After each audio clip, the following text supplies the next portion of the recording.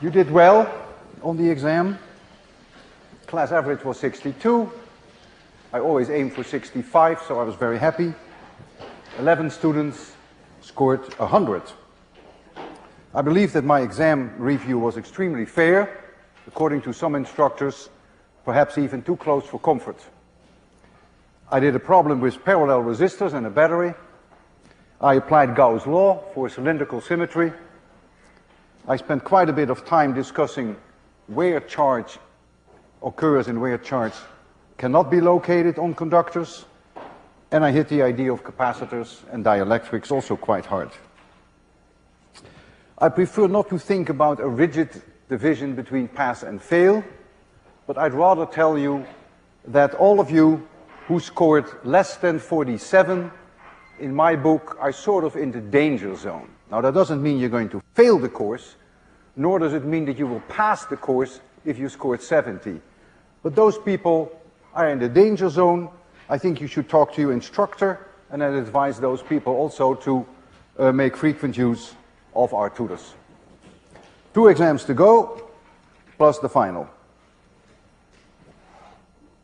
Today I'm going to uncover a whole new world for you, and you will see how 802 comes in there in a very natural way. The Lorentz force F is the charge times the cross product of the velocity of that charge and the B field that the charge experiences. If I have here a positive charge plus Q, and it has a velocity v in this direction, and the magnetic field would be uniform, and coming out of the blackboard, there's going to be a force on this charge according to this relationship, and the force is then like so. Perpendicular to V, perpendicular to B. In this case, the charged particle is going to go around in a circle. The Lorentz force cannot change the speed, cannot change the kinetic energy, because the force is always perpendicular to the velocity, but it can change the direction of the velocity. And so what you're going to see is that the charged particle will go around into a perfect circle if the magnetic field is constant throughout. And the radius of this circle can very easily be calculated using some of our knowledge of 802. The force is QVB, because I chose B also perpendicular to V, and so there is no sign, the sign of the angle between them is 1. And this now has to be the centripetal force that we encountered in 801, which is mv squared divided by r, m now being the mass of this particle. And so you'll find now that r equals mv divided by qb. And this, by the way, I want to remind you, is the momentum of that particle. If you look at this equation, it's sort of pleasing. If the charge is high, then the Lorentz force is high, so the radius is small. If the magnetic field is high, the Lorentz force is high, so the radius is small. If the mass of the particle is high, there is a lot of inertia, and so it is very difficult to make it go around, so to speak. So a very high mass, you expect a very high radius. And so that looks all intuitively quite pleasing. Let's do a numerical example.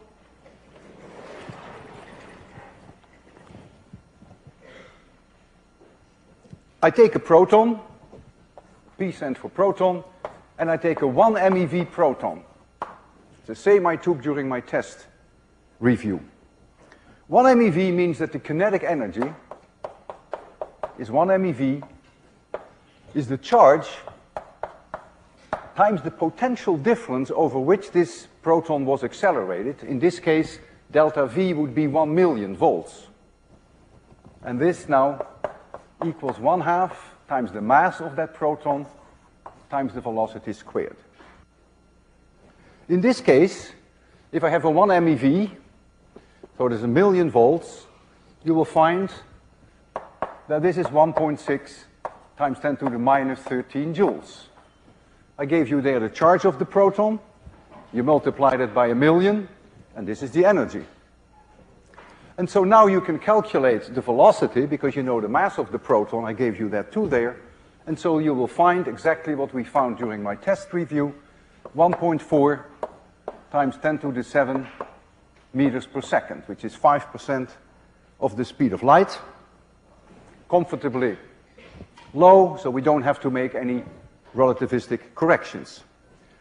If this proton now enters a magnetic field B, which is 1 Tesla, then by using the equation I have up there, you know the mass of the proton, we just calculated the velocity, you know the charge of the proton, and you know the B field, you will find that R is 0.15 meters, which is 15 centimeters.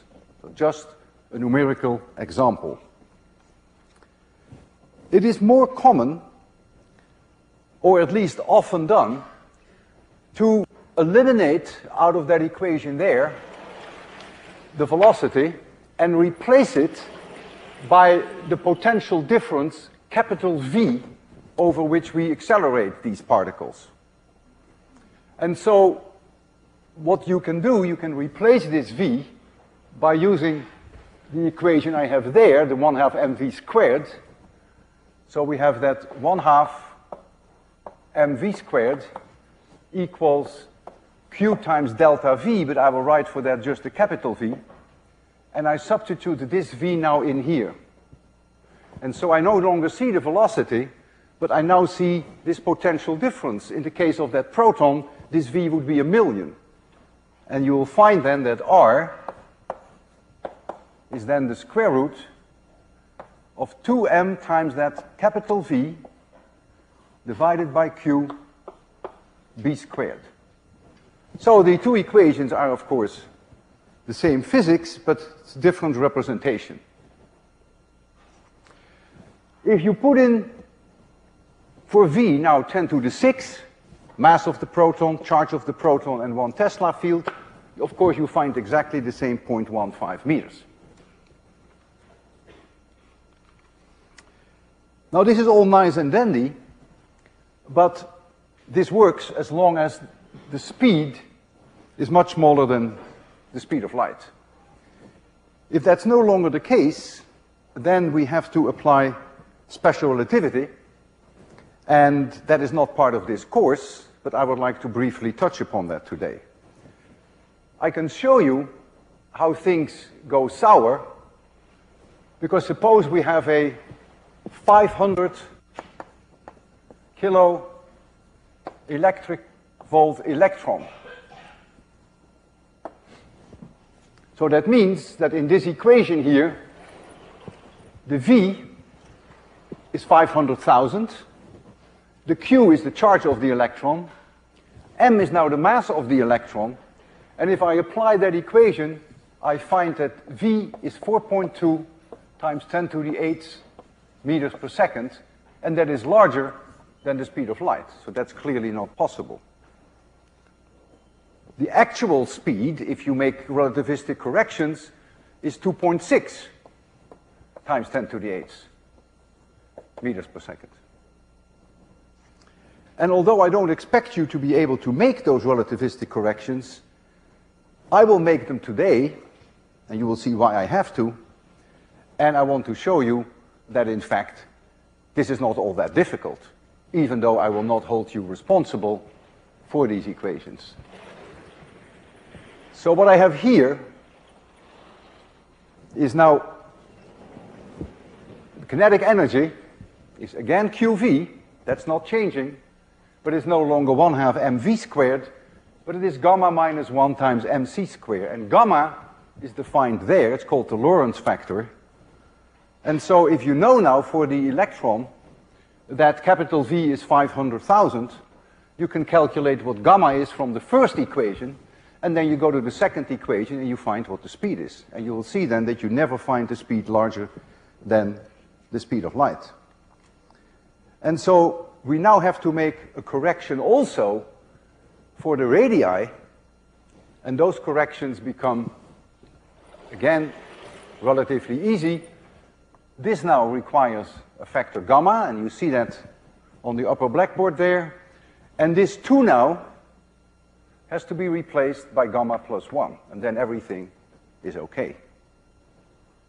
So I don't expect you to know this, but I don't want you to think that all these relativistic corrections come out of the blue, nor do I want you to think that it is very difficult. It really isn't. The equations are extremely straightforward. So I want to show you now some of the results that we just discussed. The 1 MeV proton and the 500 keV electron. This is on the web. You can click on lecture supplements and you can make yourself a hard copy. So here you see the kinetic energy, 1 MeV proton. Notice the speed that we calculated there is non-relativistic. Gamma is very close to 1. You don't have to make a correction. And in a 1 Tesla field, you get a radius of 15 centimeters, what we just calculated. If you go to a 50 MeV proton, you're sort of on the borderline between relativistic and non-relativistic, but still non-relativistic enough. And if it is non-relativistic, you can clearly see here that the radius goes with the square root of capital V. And for a 50 MeV, capital V is 50 million, and for 1 MeV, capital V is 1 million. And since it goes with the square root of V, you expect roughly the radius to be the square root of 50 times larger, which is 7, and indeed you see that. So you see from 15 centimeters the radius goes to about 1 meter. Here is our 500 keV electron. And notice that I did the calculation correctly. This is relativistically corrected. Now you get the 2.6 times 10 to the 8 meters per second by applying the formalism that you see there. I will leave this here throughout this lecture because I will return to this several times. I want to show you a cute demonstration. I have an electron gun here, and the electron gun comes like so. So this is the velocity of the electrons.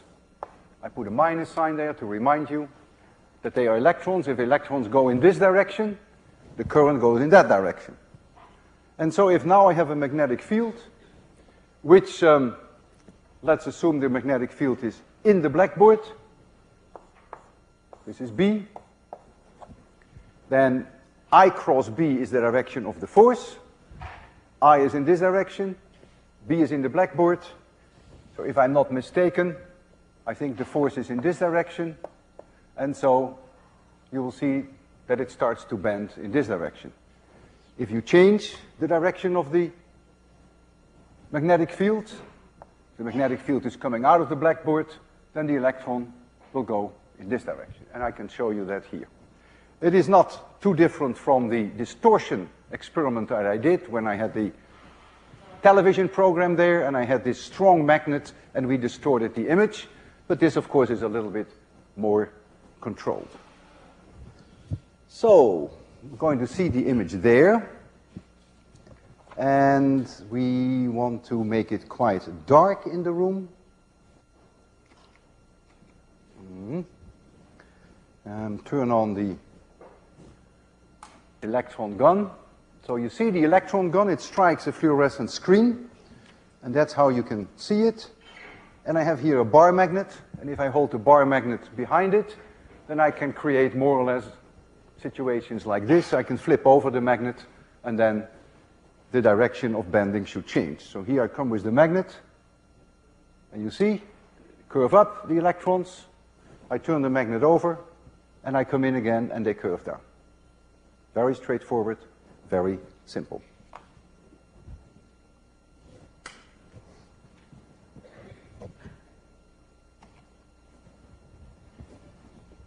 Okay.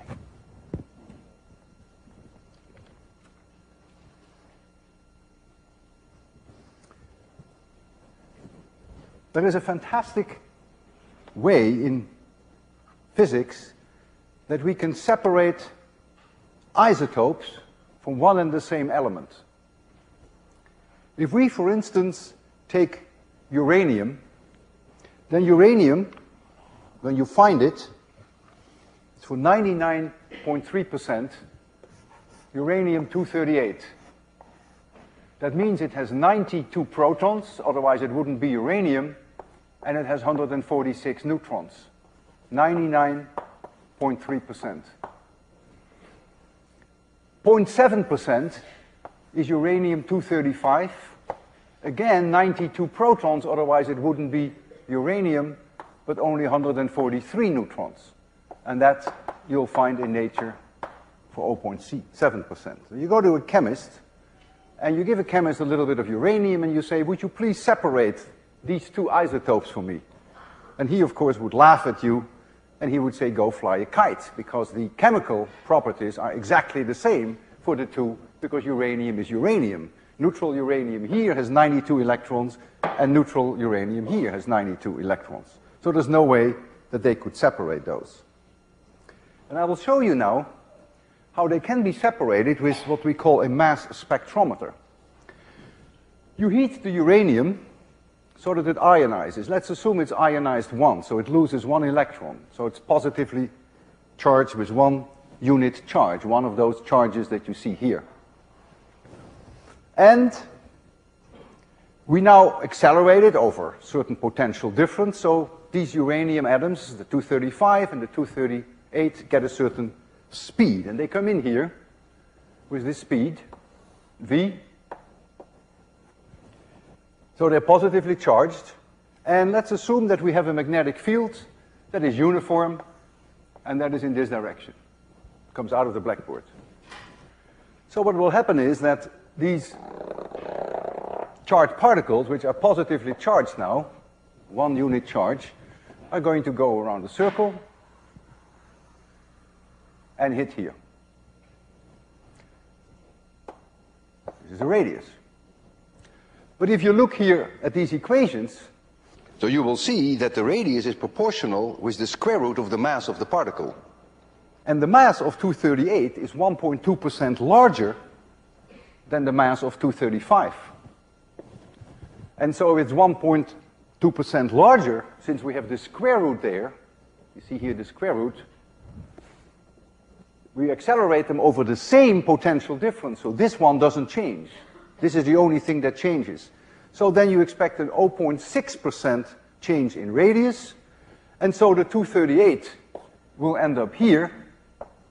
I exaggerate that very highly, and the 235 will end up here. The 238 has a larger radius because it has a larger mass. And you see that here. There's no change in B, there's no change in Q, and there is no change in capital V. We accelerate them over the same potential difference. And so if the radius, for instance, were 1 meter of this mass spectrometer, then the difference here, remember this is 2r, the difference would come out to be about 1.2 centimeters. And so you have a collector here where you collect your 238 nuclei, atoms, and here you collect your 235. And that is the idea behind a mass spectrometer. Why did I choose this particular example? Well, this example changed our world, and it made history. Uranium-235 was needed by the Americans to build an atomic bomb to end the Second World War. This was done under the famous Manhattan Project. And Ernest Lawrence of Berkeley built mass spectrometers which were able to separate uranium-235 from 238. In the beginning, it went very slowly, about 100 micrograms per day. But a few kilograms was required for an atomic bomb.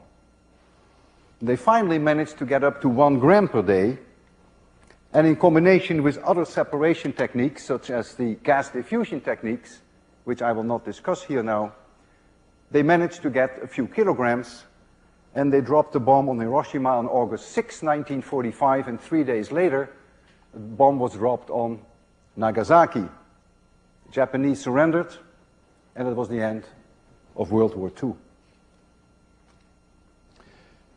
It's a good thing that there are many peaceful applications nowadays of mass spectrometers, particularly in the medical area. People sometimes require radiation, and they need radiation from a particular radioactive isotopes, but you don't want the other isotopes from the same element, and so you separate them then with a mass spectrometer. It's a whole industry, very important industry. And I would like to address the issue, how do you accelerate protons to extremely high speeds, almost approaching the speed of light. And that is also something for which Ernest Lawrence is credited. In the early days, it was done in a cyclotron, which I will describe to you now.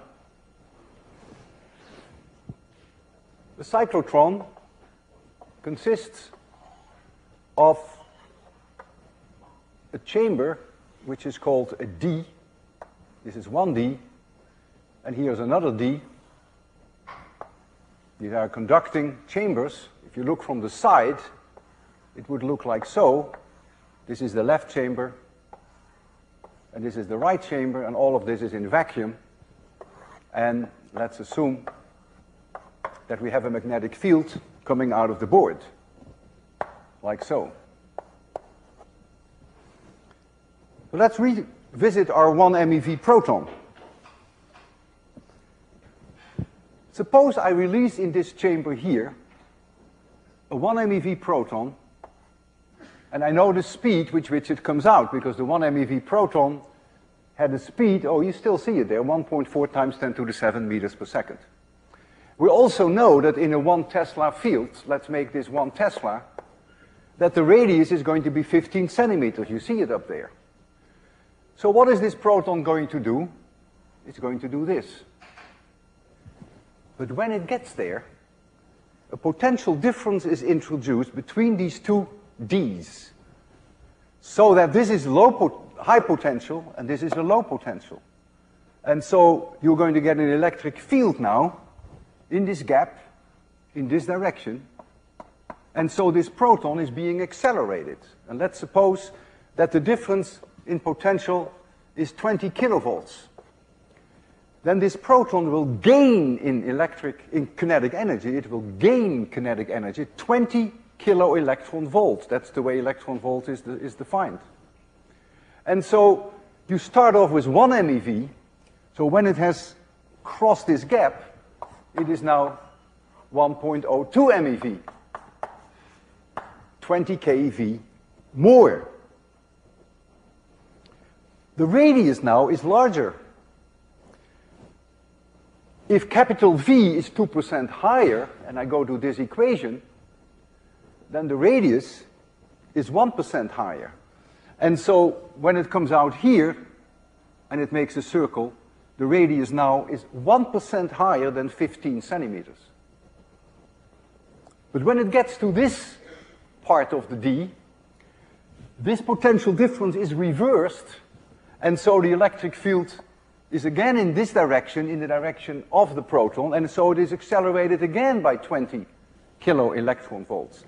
Now the radius, of course, is even larger, and so very gradually, every time that it reaches the gap, the potential difference is changed in direction to accelerate the proton, and so it gradually spirals out then to the largest radius that you have. So during one full rotation, it gains 20 kilo electron volt once and 20 kilo electron volt twice, so it gains 40 kilo electron volts. And so the electric fields are doing the work. They accelerate the particles. Magnetic fields cannot accelerate. Magnetic fields can change the direction, but they can do no work on the particles. So the magnetic fields confine the particles. So let's assume we go 1225 full rotations. During each rotation, the kinetic energy increased by 40 keV. And so if you multiply the two, then you see now that the kinetic energy of this proton increased by 49 million electron volts, because it went 1225 times all the way around. And so now you have 49 MeV plus the 1 MeV that you started with. So now you have a 50 MeV proton. You see the second line there? There we have that 50 MeV proton that I discussed with you earlier. In a 1 Tesla field, now the radius is 1 meter. So if this unit had a radius of 1 meter, that would be fine. By that time, it would be all the way near the circumference of this unit.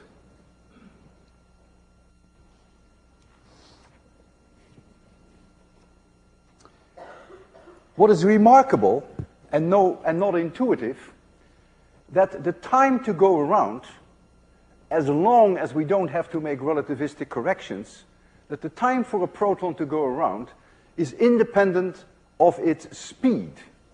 Not so intuitive.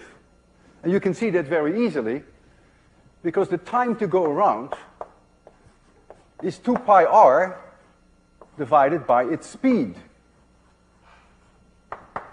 You see, the radius is proportional to v. And so the time itself is independent of v, because r itself is linearly proportional with the speed, and so that cancels. And so you'll find now that the time to go around is simply 2 pi times the mass of that particle divided by qb. And if you correct relativistically, then you have to multiply by gamma. But if you stay non-relativistic, then it's independent of the speed of the protons. So if we stick to this particular case of our 1 MeV proton that became a 50 MeV proton, going around 1225 times, this time to go around once is only 66 nanoseconds. So this is 6.6 times 10 to the minus 8 seconds. To give you some feeling of how fast all this is going. So if you go around 1225 times, that would take only 80 microseconds. So in 80 microseconds, does all of this occur? And that means you have to switch this field twice per full rotation. Make sure that the E field is in this direction, but when the proton comes here, the E field has to be in that direction. And so the switching frequency, which can easily be calculated, becomes about 30 million times per second, about 30 megahertz. And all of that takes place in 80 microseconds, and you create 1 MeV protons, you turn them into 50 MeV protons. A mind-boggling concept, but it works. Quite remarkable. Now, because of the relativistic corrections that you see here with gamma, if you go to very high energies, then the time is not constant for a full rotation, so you have to adjust now the frequency with which you switch the potential between these gaps. So if the time increases, then this switching frequency has to go down, and we call those instruments synchrotrons or synchrocyclotrons. They have names, so you synchronize now and correct for relativistic effects. Modern accelerators have constant radii. They are rings. And so if you have a ring with constant radius, the only way that you can keep the particles in the ring when they have a low energy and when they have the high energy is by gradually increasing the magnetic field. So you start off with a weak magnetic field. You go around, huge circle, very large radius, and you gradually increase the magnetic field as you keep accelerating them. And by making the magnetic field go up just in the right way, maybe all the way up to 2 Tesla, you can keep them in that ring. The first slide that I'd like to show you is the slide of an ancient cyclotron. It is actually a synchrocyclotron. It was built by Lawrence in Berkeley. And this was capable of accelerating protons to 730 MeV. You see here a person to give you a feeling for the size. of this instrument. Lorentz received the Nobel Prize for Physics in 1939 for his invention of the cyclotron. The next slide is Fermilab near Chicago. This is one of these modern accelerators, they're also called sometimes colliders, and this has a diameter of 2.2 kilometers. And this instrument this year plans to accelerate protons up to 1,000 GeV. G stands for giga. Giga is the same as billion. So 1,000 giga electron volts would be 10 to the 12 electron volts. The beams of high energy protons are made to collide with other nuclei to uncover the inner workings of nuclear physics. The higher the energy of the protons, the larger is the impact when the protons collide and the more one expects to learn. By using ever-increasing energies of the protons, which are nuclear bullets, one explores unknown territory. In the news, these colliders are often called atom smashers. That is a flashier name which appeals more to the general public who pays for all this with their tax money. This research is a multi-billion-dollar industry. The words atom smasher are actually a misnomer. The colliders smash nuclei, which are 10,000 times smaller than atoms. The next slide shows you the tunnel of the largest ring in the world, which is in Geneva, at CERN, which is a European collaboration. This tunnel, which already exists for many years, has a circumference of 17 miles, has a radius of 4.3 kilometers, and in here are these protons being accelerated, of course under high vacuum, and with very modern techniques of superconducting magnets, they can even go up now to about 5 Tesla. And in this tunnel right now, a whole new experiment is under development, which is called the Large Hadron Collider, which is considered the holy grail for particle physicists. And it's hoped that that will go on the air in the year 2007 or so. And it will accelerate protons to an unprecedented energy. It will give them kinetic energies of 7,000 GeV, 7 times 10 to the 12 electron volts. So I would like to return to my overhead there so that you can see some of that, what we just discussed. Right there, thank you, Tom. So here we have Fermilab. You see a radius of 1.1 kilometers. I showed you a picture from the air. And so they went up to 1.5 Tesla, so that's the maximum magnetic field strength. You get very close to the speed of light, by the way.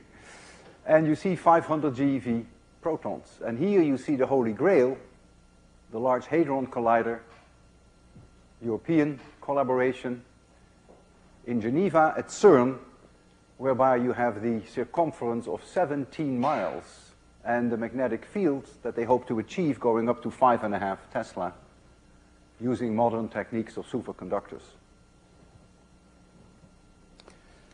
So if you want to go around in these tunnels, by the way, you need a motorcycle. You go 17 miles around.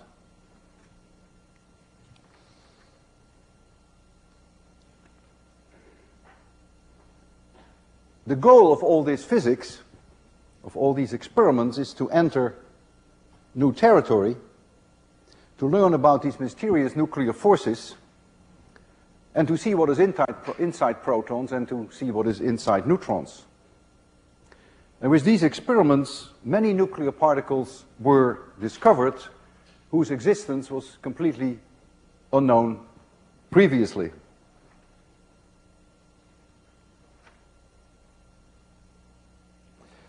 Now comes the issue, how can you see the results of these collisions, of these particles with very high energies? Well, you can make the tracks of these particles visible. In fact, today, you will see them with your own eyes. And in the old days, this was done with cloud chambers, and that's the demonstration I will do today for you. But nowadays, they do them with bubble chambers. Let's first understand the principle. If you have a charged particle, whether it is an electron or a proton or an alpha particle is the nucleus of helium, it's 2 protons, 2 neutrons. If it goes through the air, it makes ions. And as it goes through the air and it makes ions, it slowly loses its kinetic energy, and it finally comes to a halt. If we take a 10 MeV electron in 1 atmosphere air, it could go 40 meters. If you take a proton of 10 MeV, it would only go 1 meter, because the density of ions is higher, because it has a higher mass. And if you take an alpha particle, which has a higher mass than a proton, and it has a double charge of a proton, then it would only go 10 centimeters. So it's a very high density track that you would get from an alpha particle. And so one way you can see these tracks is using cloud chambers. And a cloud chamber works in principle as follows. You can just have a chamber in air, 1 atmosphere air, but you put liquid alcohol in there, that's the way we will do it, and you cool the bottom. You see one there, which you will see a little later, and you cool the bottom with solid CO2, and then you get inside this chamber, you get a temperature gradient. And there's a layer there where the alcohol should really condense into little drops, because it's that cold. But for reasons that are complicated, it doesn't do it quite yet. We call that undercooled alcohol. Even rain can be undercooled. Just below freezing point, it's still liquid. And the moment it hits the ground, it would immediately become solid, by the way. That's also undercooled liquid. Now here we deal with an undercooled vapor. And so when these ions are made by these charged particles, these ions act as seeds for the drops, in this case the alcohol drops. And you can literally, with your eyes, visually see these drops being formed. I'd like to go through one numerical example, and I want to go to a 500 keV electron, which you see there. Notice that I corrected the speed relativistically, otherwise you would get this ridiculous number that we calculated earlier, which is larger than the speed of light. And suppose we have a 1/10 Tesla field. Then the radius would be 2.9 centimeters. But after a while, this electron will lose its energy, and then there comes a time that it has only 100 kiloelectron volt left. By that time, the radius in a 1/10 Tesla field would now be 1.1 centimeters. And so when you look at cloud chambers, at the tracks of electrons, and you have magnets there, you will see the tracks being curled up, which of course is the result of the fact that the radius gets smaller in time, and since the magnetic field is constant, you can see then large radius here, and as the kinetic energy slowly decreases, the radius gets smaller and smaller and smaller.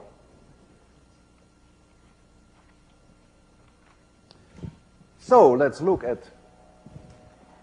a few more slides. In 1932, Anderson noticed a track in a cloud chamber which had the appearance of an electron. It had the right mass, it had the right charge, but the direction of curvature was wrong. And so he concluded that it was an electron which was positively charged, which is now called a positron. And these positrons had been predicted on purely theoretical grounds by Dirac. And Anderson received the Nobel Prize for his discovery in 1936, only 4 years after he discovered the positron, and Dirac had already received his Nobel Prize in 1933 for his theoretical work. The bubble chamber is an advanced form of the cloud chamber. In the bubble chamber, liquid hydrogen is used, and if now the ions go through, the ions become the seeds now for little gas bubbles. So you have liquid, which really should have been gas, but it's not quite. And so now it forms gas bubbles. So in a cloud chamber, you're going to see the drops. In a bubble chamber, you see gas bubbles. But the idea is the same. And Glaser, who invented these chambers, he's also from Berkeley, by the way, he got the Nobel Prize for that in 1960. So let's look at the discovery by Anderson. Here you see a positron coming from above, and this positron has 63 MeV kinetic energy, and Anderson put some half a centimeter of lead in there, which is very clever. Think about that. When it comes out, the energy now is less, because in the lead it produces a lot of ions, and so it loses a lot of kinetic energy, and it comes out with roughly 23 MeV. And why did he do that? Because now he knows for sure that this particle came from above. Because when it loses energy, the radius is smaller. And that's why he was sure that it was curved in the wrong direction. If he didn't have the lead, you never know whether the electron came this way, in which case the curvature would be perfect. But now he knows it comes from above, and if this had been an electron, it would have curved this way. So this is one of the early discovery cloud chamber photographs by Anderson. The next slide is a bubble chamber, and you see here both a positron and an electron in a constant magnetic field. And it speaks for itself. Notice that the curvatures are exactly in opposite directions, and you see this spiral structure that I discussed with you. As the electrons lose their energy, and since this is a bubble chamber which has an enormous density, 1,000 times higher density, say, than air, these electrons don't travel 40 meters in these chambers. In air they would, but in this case it is substantially less, and so you can roll them up nicely. And you can study then their momentum and their charge.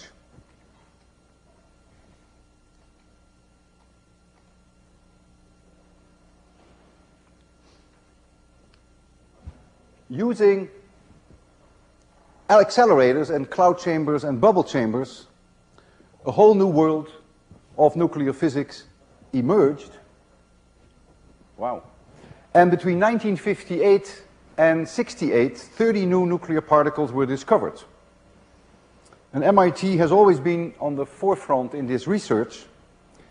Professor Sam Ting, who's still at MIT, got the Nobel Prize in 1976. Steven Weinberg, a theoretician who did his work while he was at MIT, got his Nobel Prize in 1979. Jerry Friedman, still at MIT, and Henry Kendall got the Nobel Prize for their work in 1990. And Clifford Shull got his Nobel Prize in 1994. If I summarize the basic idea behind it, which is very relevant to 802, you accelerate these particles using electric fields. That's the only way you can accelerate them. Magnetic fields can only be used to confine them, but cannot change their kinetic energy.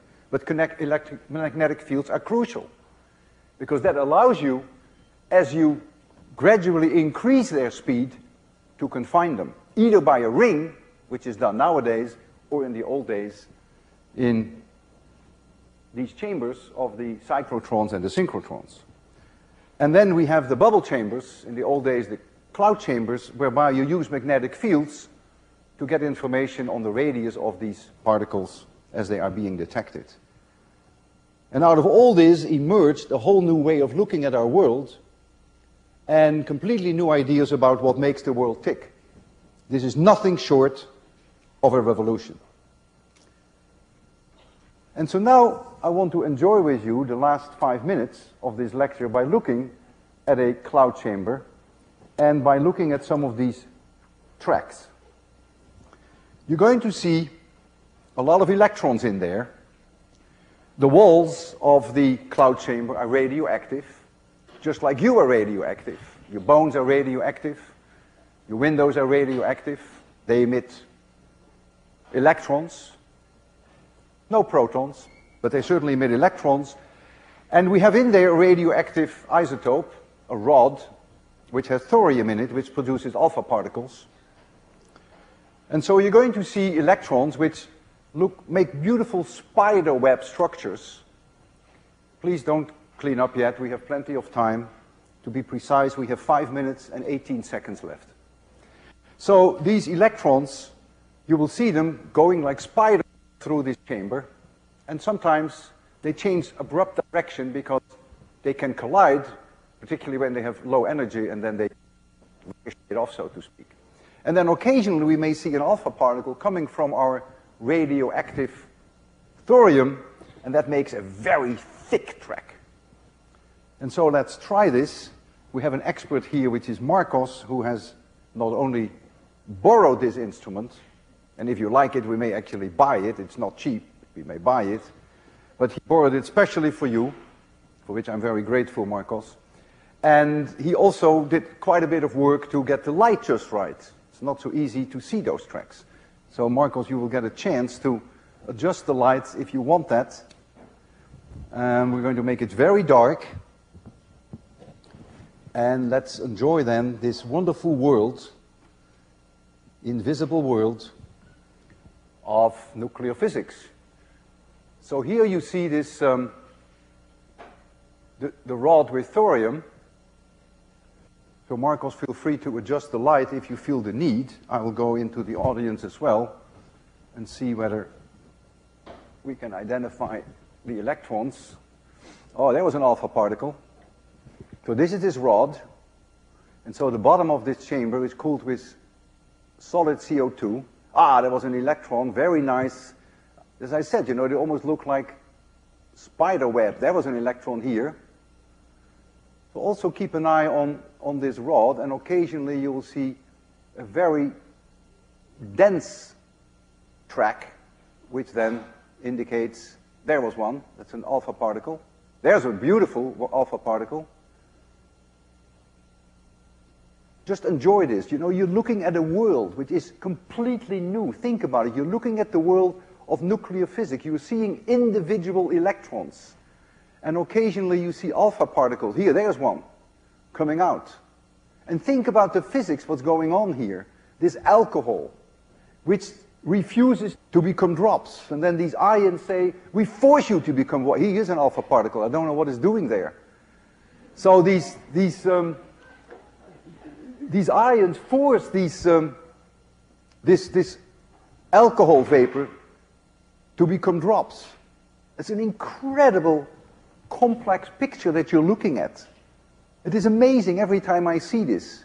It's absolutely fabulous. And all through these very simple rules. Let's think about it. We have the Lorentz force that makes these particles go around, electric fields that you can use them to accelerate them, and then this subtle way that you can actually make them visible, individual particles visible. It is a new world, and the goal of my lecture was to make you peek into this world, which has revolutionized our whole way of thinking. Thank you.